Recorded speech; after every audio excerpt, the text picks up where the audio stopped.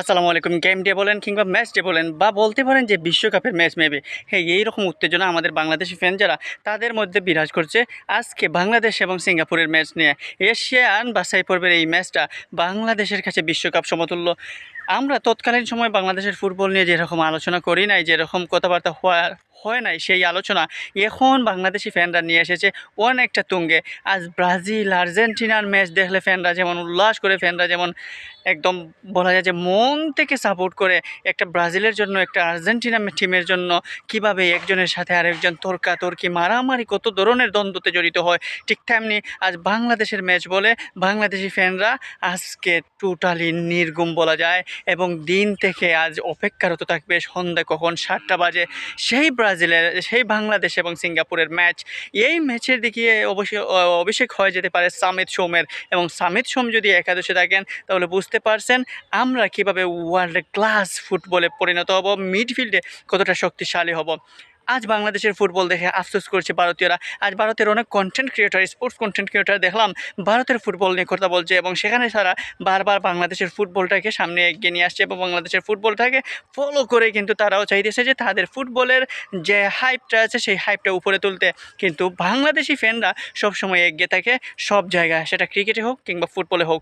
ফুটবলে যখন আমরা ব্রাজিল আর্জেন্টিনায় জার্মানি স্পেনের জন্য রাত জাগতে পারি, যখন তাদের জন্য বাজি ধরতে পারি, যখন তাদের জন্য তর্কে জড়াতে পারি, যখন তাদের জন্য আমাদের বাসার ছাদের মধ্যে ফ্ল্যাগ লাগাতে পারি, তাহলে আমরা বাংলাদেশের খেলা সেই বাংলাদেশের জন্য কেন কিছু করতে পারবো না, সেটা কিন্তু আজকে প্রমাণিত। 18,000 দর্শক ধারণ ক্ষমতা জাতীয় স্টেডিয়ামে আজ কানায় কানায় পরিপূর্ণ থাকবে, সেটা প্রত্যাশা। তার বাইরে প্রত্যেকটা জেলায় বিভাগে বড় পর্দায় যেভাবে খেলা দেখানো হবে, বা আজ টিভি অনলাইনে যত মানুষদের খেলা দেখবে তা হয়তো রেকর্ড ব্রেক করবে, ইতিহাসের অংশ হয়ে এটা থাকবে। এবং সেটা থেকে যদি অনুপ্রেরণা নিয়ে বাংলাদেশ ফুটবল দল আজকে ভালো কিছু নিয়ে এনে দেয় বাংলাদেশ ফুটবলের জন্য, তাহলে তো আরও বেশি। আজকে হয়তো কোচ কাপড়েরা মূল এটাকে শুরুতেই হয়তো আলামিনকেও রাখতে পারেন, অথবা রাকিবের উপরও ভরসা রাখতে পারেন। এবং সেই জায়গায় ডিফেন্ড বলেন বা মিডফিল্ড বলেন, সেখানে যদি সামিত সোম হামজার সাথে জামাল বুইয়াও যদি থাকে, তাহলে তো বুঝতে পারছেন মিড কতটা শক্তিশালী। তবে একটা প্লেয়ারের জন্য আফসোস হয় যে কাজেম শাহ, সেই কাজেম শাহকে নিয়ে তো হাইপ না থাকলেও কাজেম শাহ কিন্তু অন্তরালে দুর্দান্ত পারফরমেন্স করে যাচ্ছেন। এবং সেই কাজেম শাহ যদি আজকের প্লেইং এক্সাইয়ে শুরুতে না থাকেন হয়তো আফসোস থাকবে, কিন্তু হয়তো কাজেম শাহকে রিপ্লেস হিসাবে বদলে খেলোয়াড় হিসাবেও মাঠে নামাতে পারেন কোচ কাপড়েরা। যাই হোক, আমরা এত কিছু বিবেচনা করব না, আমরা শুধু আজকে সিঙ্গাপুরের বিপক্ষে জয়টা চাই। দেশের মাটিতে দেশীয় ফুটবল ফ্যানরা যেভাবে আজ জেগে উঠেছে, যেভাবে আজ দলের জন্য নিবেদিত হয়েছে, আজ বাংলাদেশের ফুটবল জার্সি যখন কেউ কিনতই না, তখন আজ বাংলাদেশের ফুটবল জার্সি আজ প্রত্যেকটা মানুষের শরীরে থাকবে, সেই রকমই মনে হচ্ছে।